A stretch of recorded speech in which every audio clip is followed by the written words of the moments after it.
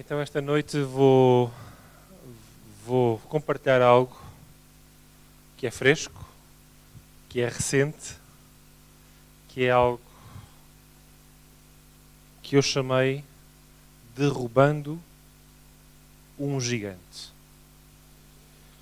E quem aqui conhece um ditado muito antigo que diz: quem tem medo, e a seguir o que é que vem no ditado? Compra um cão. Quem aqui tem cães? É porque tem medo ou não? Não, vocês não compram cães só porque têm medo, certo? Boa. Mas o ditado devia antes dizer para nós, cristãos, quem tem medo não é cristão. É parecido, rima. Mas eu vou explicar. Esta noite vamos falar de um gigante, que não é o Golias, esse já morreu. Vamos falar de um gigante que se chama medo. Ocasionalmente, ele tem a tendência de querer aparecer por aqui e por ali. Então, mas porquê é que eu vos vou falar do medo? Vamos pensar um pouco. Medo. Mas eu não tenho medo. Vamos pensar mais um pouco. Será que nós não temos medo? Mas, por outras palavras, receio, pânico, temor, ficarmos desconfortáveis com alguma coisa. São coisas que nos causam medo. Depois eu tenho aqui a mensagem dividida em 7 pontinhos, que vamos ver muito rapidamente. Primeiro ponto, se querem tomar nota, qual é a origem do medo? Vamos identificar algumas origens. Segundo ponto, de onde é que ele vem? Terceiro ponto, para que serve o medo? Quarto ponto, o que acontece quando temos medo?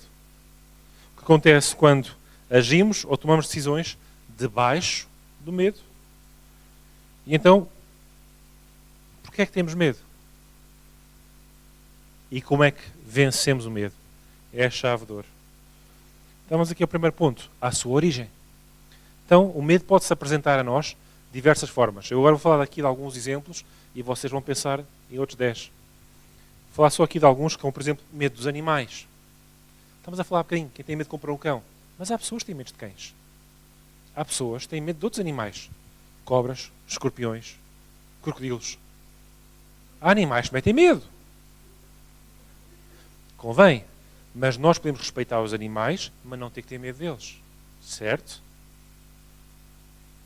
Vou só dar um exemplo. Outro exemplo. Há pessoas que têm medo de não ter dinheiro suficiente.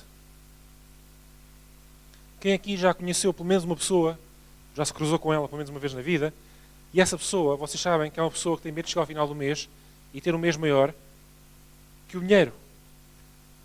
Há pessoas que têm medo de chegar ao final do mês e não terem dinheiro suficiente. É o medo. Há pessoas que têm medo de fracassar. Pessoas que não tentam. Pessoas que simplesmente dizem, não consigo. Não posso. Não dá. Têm receio. Medo do fracasso. Ou medo de ser julgados.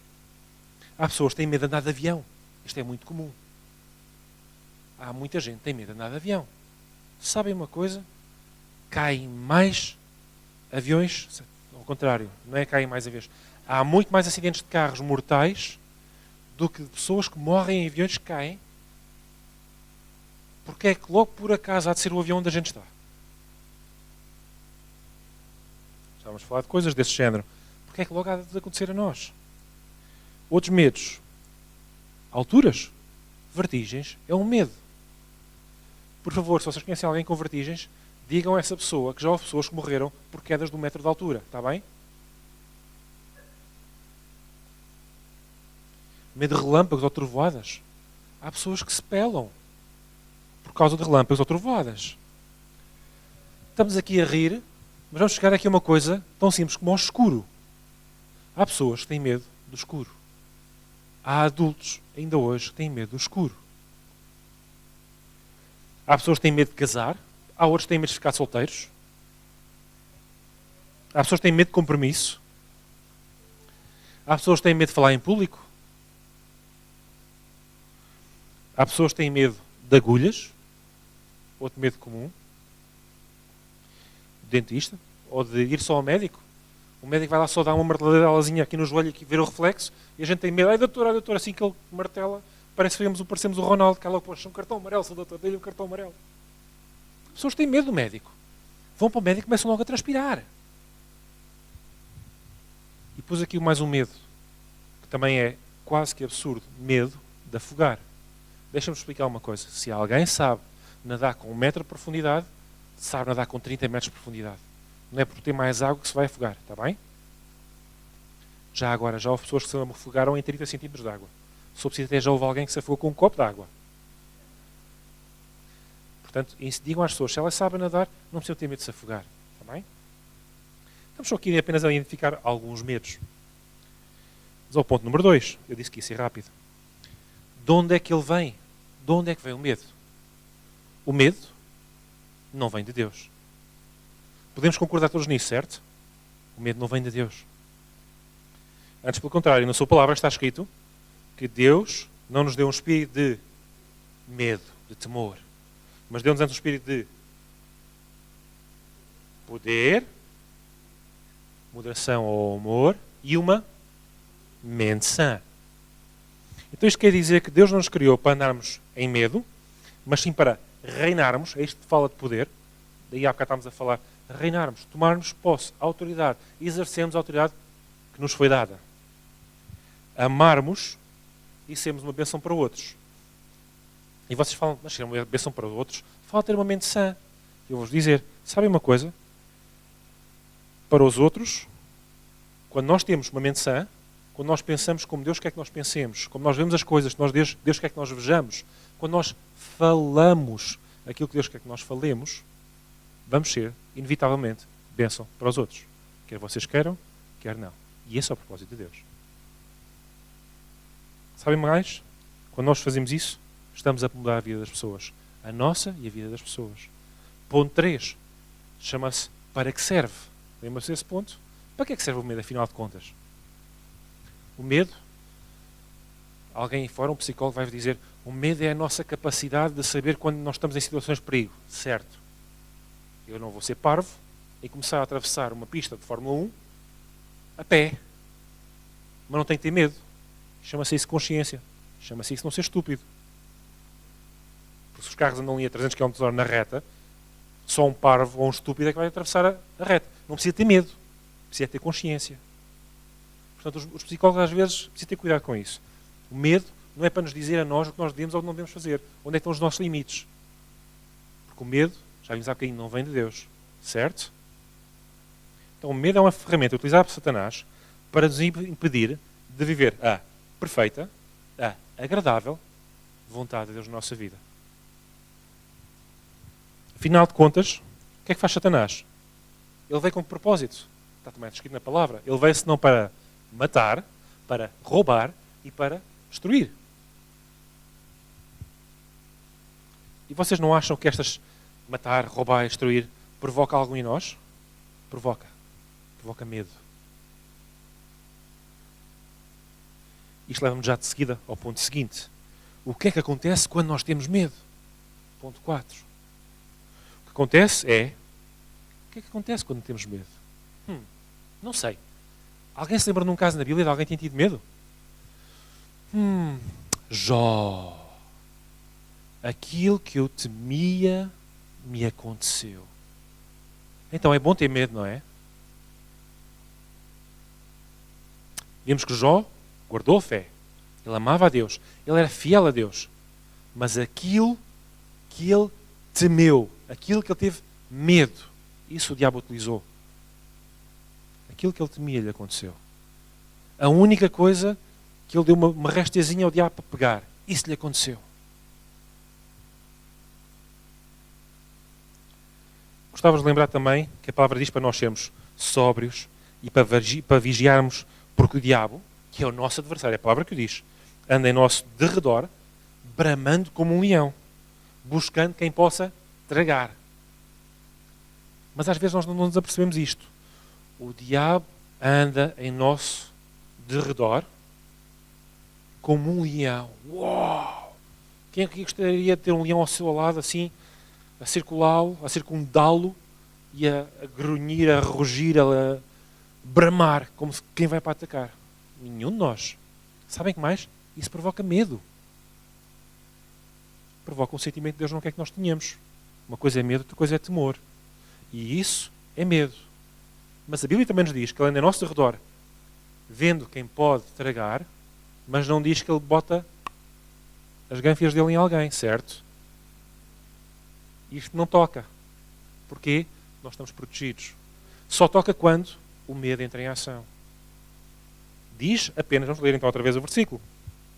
Para sermos sóbrios e vigiarmos, porque o diabo é o nosso adversário. Isto está em 1 Pedro 5,8, para quem está a tomar notas. Anda em nosso derredor, bramando como um leão, buscando quem possa tragar. Que eu saiba, bramando ou rugindo, não morde. Então tirem a imagem má, que é o que assusta, de um leão e ponham uma formiguinha. Imagina a formiga tentar grunhir ou rosnhar ou qualquer coisa. Se vocês olham para aqui, já fostes. Não muda um bocado a figura? O diabo não se podia apresentar a nós como uma formiga? Podia. Porquê que ele não o faz? Porquê que ele não anda como uma formiga em nosso derredor, bramando? Porque a gente dizia, tchau. Era ou não era? Ele usa o medo. A única ferramenta que ele pode utilizar é o medo. Mas quando eu falo em bramar, não morde. Posso também dizer que ficar constipado não mata. Posso dizer que ficar sem dinheiro num dia não faz de nós pobres. Posso dizer que num dia passar por uma adversidade não faz de nós miseráveis. Certo? Uma situação específica de dificuldade não faz de nós está tudo mal. Deus acude-me. Nós somos quem somos. E temos que começar a comportar-nos com quem somos. Já falei há um tempo atrás de filiação. Quem nós somos, qual é a nossa relação, qual é o nosso direito, quem somos nós. Fazemos parte da linhagem de Deus. Somos seus filhos. Quem Ele escolheu ter por filhos. Vamos exercer o nosso papel como filhos. Ponto 5. O que acontece quando agimos ou tomamos decisões debaixo do medo? Isto é muito importante.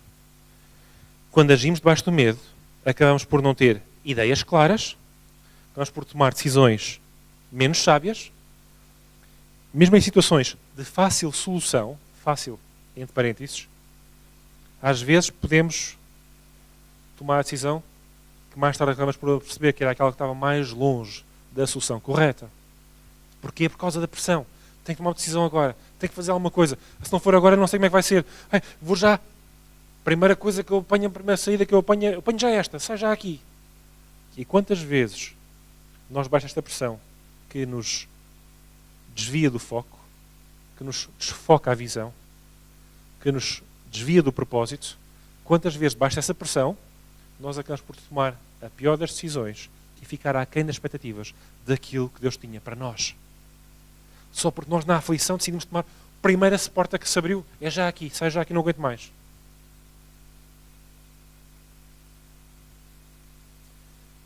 Querem um exemplo como é ficar com medo? Vou-vos dar um exemplo muito, muito básico, muito simples. Imaginemos nós, estamos num prédio com 20 andares, não é cá no Luxemburgo, certo? Estamos num prédio com 20 andares, estamos todos no 20º andar e o prédio, nos pisos de baixo, pega fogo.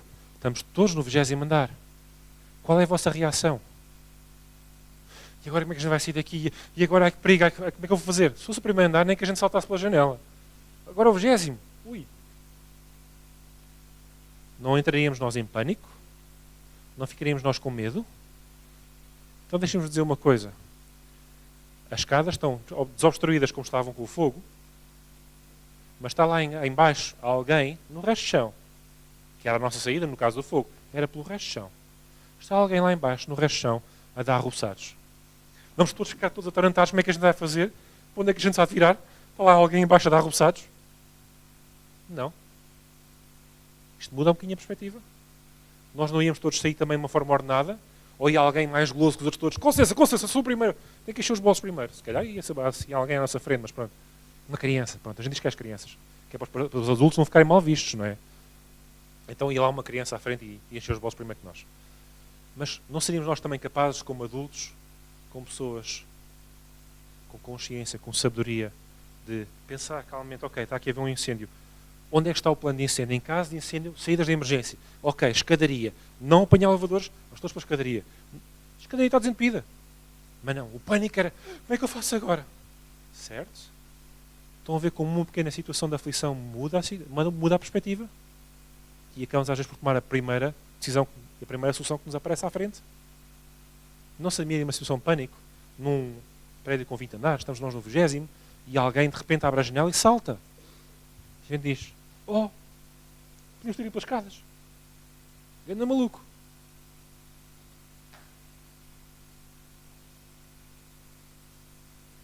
É.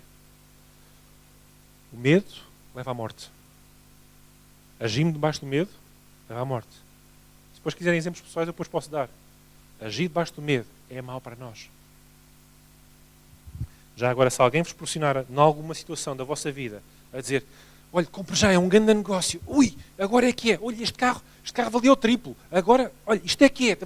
É hoje ou nunca. Se alguém vos proporcionar a fazer compra de negócios com carro, com casa, tomar decisões sobre alguma coisa, nem que seja para ir de férias, ou para o que for, nem que seja para comprar um clipe, se alguém vos forçar a fazer uma decisão na hora, alguma coisa que vocês não se sentem confortáveis, vou-vos dar um grande segredo. Se alguém vos pedir uma resposta numa hora, naquele momento, vocês têm que mesmo dar uma resposta ou já não há nada para ninguém. Vocês virem em costas e digam, então, olha, meu amigo, peço imensa desculpa, com todo o respeito, mas já não há nada para ninguém. É o melhor conselho que vos posso dar. Sob pressão, a resposta é sempre não.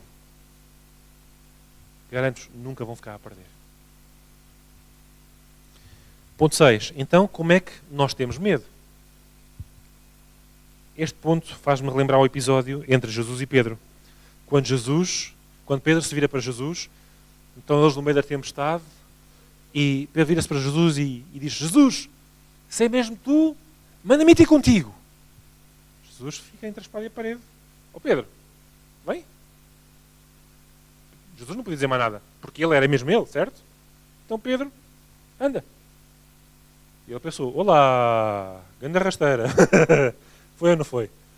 Ele tira o pé do barco, começa a andar em cima da água, e nós sabemos o que aconteceu. O que aconteceu foi que começou a olhar às circunstâncias. Muito vento, com certeza começou a sentir-se todo salpicado. Isto não é verdade, eu estou mesmo a andar em cima da água, isto é impossível. O barco, ainda vai lá que não vá, agora eu. Começou a olhar às circunstâncias. Sabem o que acontece quando as circunstâncias são adversas? O medo entra em ação. Jesus já o tinha dado capacidade ou não para ele andar em cima da água? Deu. Ele andou ou não andou em cima da água? Andou. Começou ou não começou, mas estava a afundar-se? Se começou a afundar-se, é porque ao princípio não estava a afundar-se. Senão ele assim que punha lá um pé, o outro já estava lá dentro também. Certo? Porque ele caía logo para o lado. Mas começou a afundar-se. Não se afundou. Começou a afundar-se. Quer dizer que ele assim começou a andar, começou a afundar-se. Medo entrou em ação. Nós conhecemos toda esta passagem. Então, por vezes, damos mais atenção às circunstâncias do que a Deus. E é isso que faz entrar o medo. Como vocês sabem, na Europa fala-se muito em crise, em Portugal também. Alguém aqui sabe o que é que provoca a crise? Ou até onde é que começa a crise? Eu vou dizer, em 2 sítios. Em primeiro lugar, onde começa a crise, é na boca das pessoas. Ai, está mal. Ai, não sei como é que vai ser o dia da manhã. Ai, com estes políticos não vai lá nenhum. Ai, se isto continuar assim, não sei onde é que nós vamos parar. Começa aqui. Temos que mudar isto para conseguir mudar isto. Mas, igualmente, a crise está na confiança das pessoas. As pessoas não confiam na incerteza do dia da manhã. As pessoas dizem, será que amanhã vou ter trabalho? Será que amanhã o meu patrão poderá me pagar? E isto começa a abalar a confiança das pessoas. Digo-vos mais, isto começa do pequenininho, que não tem muito, não tem assim muito dinheirinho de lado, qualquer coisa que lhe aconteça, abana o barco dele e faz com que ele seja como Pedro, comece a afundar, e ele começa a ficar assim, e o pequenininho, que não tem muita capacidade, diz, eu estou com medo, e fala medo, fala das circunstâncias de uma perspectiva de medo. Chega aquela pessoa que é uma pessoa da classe social média e começa a dizer, epá, a classe social mais baixa está com medo. A classe social média começa a dizer, se eles começam a não ter onde gastar, porque eles começam a ficar despedidos, começam a ficar desempregados, começam a ter direito às ajudas sociais, eles não vão ter muito tempo para investir nos nossos negócios, que a classe média de uma comunidade ou de um país é que acaba por ser o pilar da economia. Então eles investem na economia, eles abrem negócios, fecham negócios, são pessoas que investem e põem o dinheiro a rodar, certo? Então essas pessoas acabam por ser também a base do país. E como o pequenino deixou de investir muito ou de gastar dinheiro, os médios ressentem-se. E o médio começa-se a dividir em duas partes. Classe média com mais capacidade, classe média com menos capacidade. Até que a classe média mais baixa começa a ser pequenino como os outros. Classe média alta começa, porque investiu bem, começa a ficar como a classe alta. E o que é que acaba por acontecer? De repente temos um país onde temos extremos, como alguns países que nós conhecemos, em que há gente muito rica, gente muito pobre, e o país passa sérias dificuldades. Vou dar um exemplo de política de Portugal. Eu acho que nunca falei de política aqui no palco, nunca falei deste púlpito de política. Mas sabem uma coisa que me chocou, ainda eu, era um jovenzinho em Portugal, uma coisa que me chocou foi quando um político em Portugal, antes de ele ir trabalhar para a Comunidade Europeia, para a Comissão Europeia, não é para a Comunidade Europeia, para a Comissão Europeia, ele disse: o país está de tanga. E se vocês estavam cá neste país, vocês não conheceram nada desta história. Se vocês viram na altura em Portugal, essa história é capaz de ainda hoje vos estar na mente. Se há aqui irmãos que já vieram de Portugal depois de 2003, 2002, são capazes de lembrar dessa conversa. Um presidente de um país, um primeiro-ministro de um país que se vira para a nação e diz: o país está de tanga. Eu vou explicar uma coisa. Não sei se os irmãos percebem muito de economia, mas se eu tenho pouco e se eu ainda gasto mais ou menos à vontade, porque as coisas estão mais ou menos bem, o país funciona bem, há sempre promoções, há sempre saldos, as coisas estão a funcionar bem, a economia, o banco continua a emprestar dinheiro. Quando o primeiro-ministro diz que o país está a tanga, eu tenho cuidado com onde é que eu gasto o meu dinheiro. Tenho a gente da classe média, tenho a gente da classe alta. O país deixa de haver pessoas que investem. Deixa de haver pessoas que investem, começa a haver uma recessão económica. Porque toda a gente tem um bocadinho, mas aquele bocadinho não anda a fazer dinheiro, porque o dinheiro não roda. Entra-se em recessão, entra-se em crise. As pessoas, por causa do que falam, provocam crises económicas.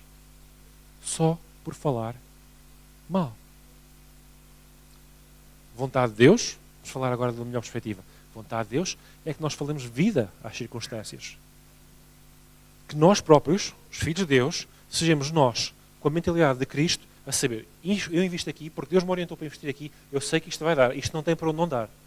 Porque Deus diz: investe aí. Então, quando as coisas ficam difíceis, eu não fico com medo. Desta boca não sai crise, porque eu confio no meu Deus e eu estou a fazer o que Ele me disse para fazer na altura que eu disse. E isso vai acontecer, como aos outros todos, vai acontecer que na altura da suposta crise, nós vamos escolher nesse ano 100 vezes mais. É ou não é o que está escrito?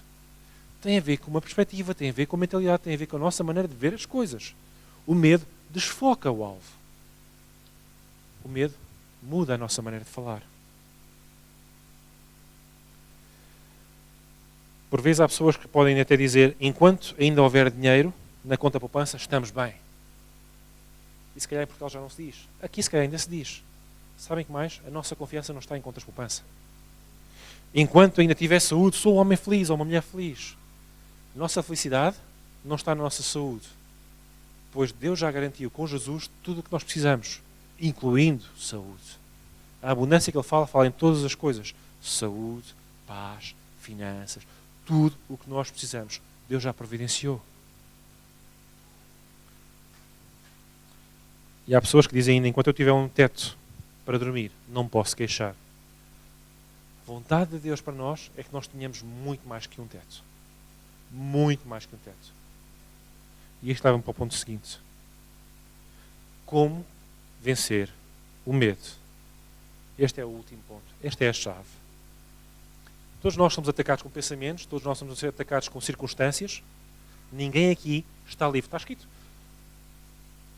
no mundo tereis aflições. Mas não acaba aí. Mas tende bom ânimo, porque eu venci o mundo. Sabem que mais? Isto é como copiar com um teste. É fazer um teste com cábulas. Porque nós estamos a fazer o teste com quem já venceu o mundo. A resposta está ali ao lado. É só seguir o exemplo. Então, Deus deu-nos ou não nos deu um espírito de temor? Ele não nos deu um espírito de temor. Ele deu-nos antes um espírito. Ele deu-nos o quê? Poder e amor e uma mente sã. Poder. Jesus nos sentou à direita do Pai. Jesus pagou o preço para que nós não tenhamos de sofrer ou ter medo. Jesus nos deu as chaves do reino e nos deu autoridade para pisarmos serpentes e escorpiões. Aqui estão só alguns animais. Mas mais do que serpentes e escorpiões, Ele nos deu autoridade sobre todo tipo de animais. Esta passagem está no Velho Testamento. Está quando o povo estava a atravessar o deserto.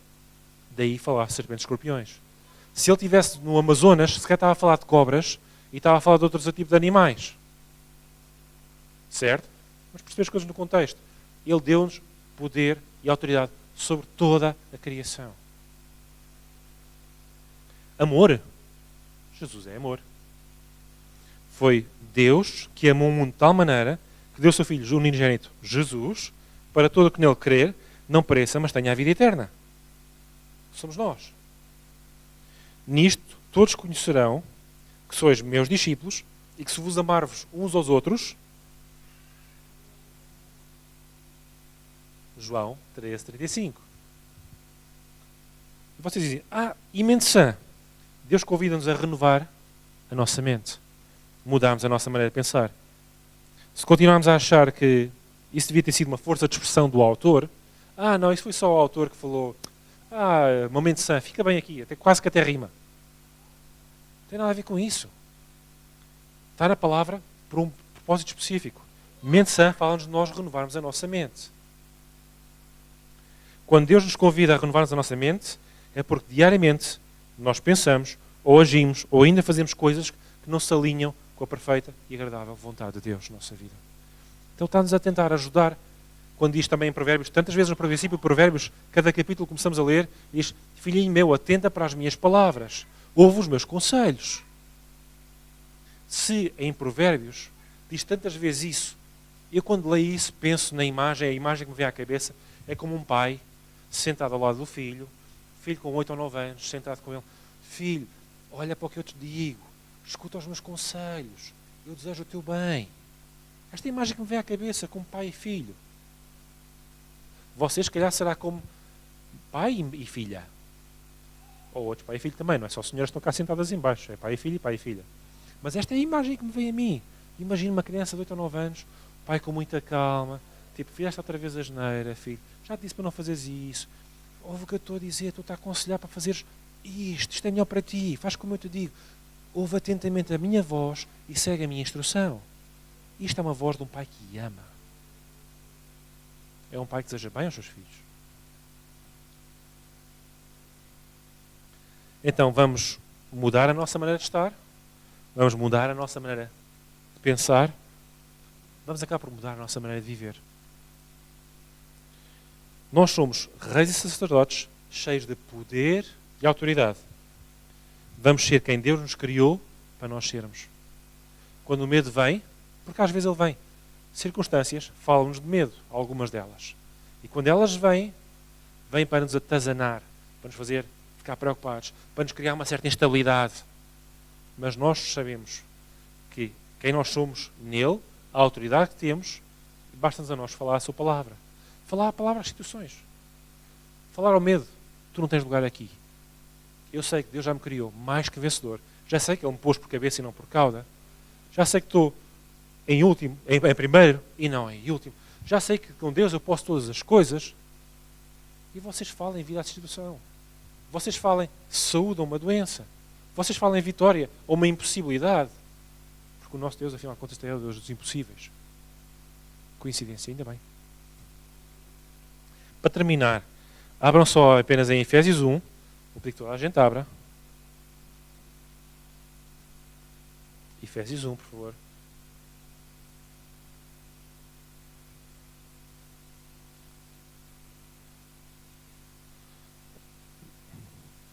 Vamos ler o versículo 20 e o versículo 21. que manifestou em Cristo, ressuscitando, está falando de Jesus, que manifestou em Cristo, ressuscitando entre os mortos e pondo à sua direita nos céus, e acima de todo o principado, e poder, e potestade, e o domínio de todo o nome que se nomeia, não só neste século, mas também no século vindouro. A parte que eu gosto mais é de todo o nome que se nomeia. Medo é um nome. Adversidade é um nome. Dificuldade é um nome. Doença também é um nome.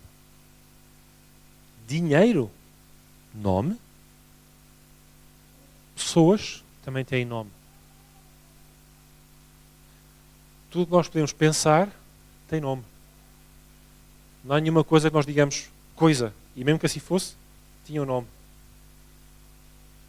E o versículo acaba com: Ele está acima de todo o principado, poder e potestade, e domínio, e todo o nome que se nomeia. Não há nada que não tenha que se submeter ao nome de Jesus.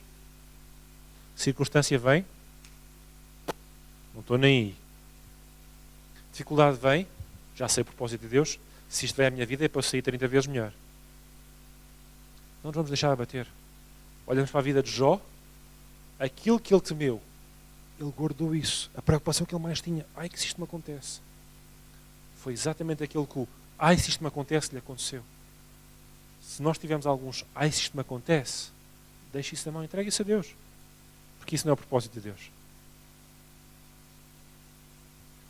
Sabem o que é que acontece? É quando nós pensamos no ai se isto me acontece da vontade de Deus, nossa expressão facial muda. Ai se isto me acontece. Se o que Deus está a preparar para nós, se isto me acontece. Imaginem-se a ver aquilo que Deus já vos falou, que vocês vão ter por direito, que Deus já preparou para vocês. Imaginem-se as bênçãos que vocês ainda não alcançaram. E comecem a pensar, se isto me acontece, ninguém nos para. Somos a sua igreja, somos os seus filhos, somos corpo. E Ele tem preparado o melhor para nós. Amém? Então já sabem, quando o medo vier, semana após semana, esse gigante nesta nossa casa não entra. O meu corpo é templo do Espírito Santo. Aqui não tens lugar. Se vier aquele leão bramando ao nosso redor, imagina como uma formiga. Tu não tens lugar aqui. Vai-te embora. Amém? Somos mais que vencedores.